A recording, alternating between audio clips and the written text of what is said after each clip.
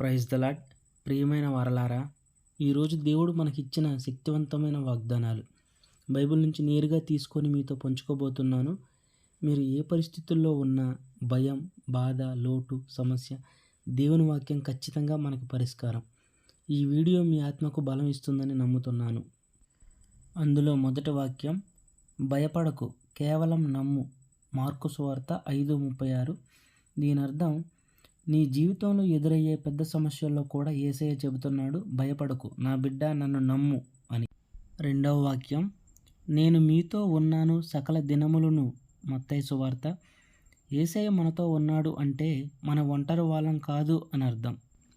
3, నా శాంతినే నేను ఇస్తాను. యోహాను. ప్రపంచం ఇవ్వలేని శాంతి, డబ్బు ఇవ్వలేని శాంతి, మనుషులు ఇవ్వలేని శాంతి యేసయ్య మాత్రం ఇస్తాడు. 4, కలవరపడకండి. యోహాను. మన మనసుల్లో ఉండే ఆందోళనను తొలగించే మాట ఇది. వర్సెస్ 5, నేనే మార్గము, సత్యము, జీవము. యోహాను. నిజమైన జీవితం, నిజమైన మార్గం, నిజమైన సత్యం యేసయ్యలోనే ఉంది. వర్స్ 6, నన్ను ఆశ్రయించు వాడెవడునూ నేను బయటికి తోలకను. యోహాను. యేసయ్య దగ్గరకు వచ్చే వారిని ఆయన ఎప్పుడూ తిరస్కరించడు. 7వ వాక్యం, కోరుడి మీకు ఇవ్వబడును. మత్తయి. దేవుని వద్దన్న ఆశీర్వాదాలు నీ ప్రార్థన ద్వారా మీకు వస్తాయి. 8వ వాక్యం, మీరు నమ్మితే పొందుతారు. మత్తయి. దీని అర్థం ఏంటంటే, ప్రార్థనకు మొదటగా కీ విశ్వాసం. అంటే మనం నమ్మకంతో, విశ్వాసంతో ప్రార్థించాలన్నమాట. 9వ వాక్యం, తండ్రి నన్ను ప్రేమించినట్టు నేను మిమ్మల్ని ప్రేమించాను. యోహాను. దేవుడు మనలను శాశ్వతమైన ప్రేమతో ప్రేమిస్తున్నాడు.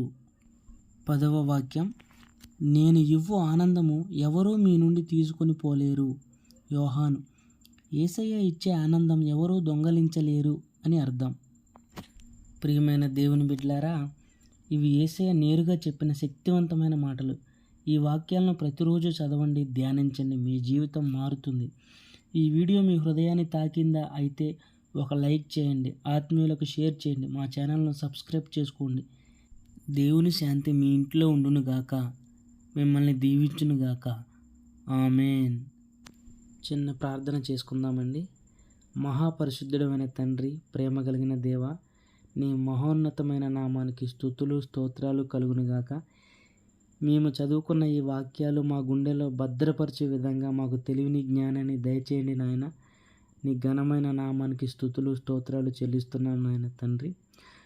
మరలా ఇలాంటి వాక్యాలు ఎన్నో నేర్చుకునే విధంగా మీరు సహాయం చేయమని యేసయ్య నామంలో అడుగుతున్నాను తండ్రి. ఆమేన్.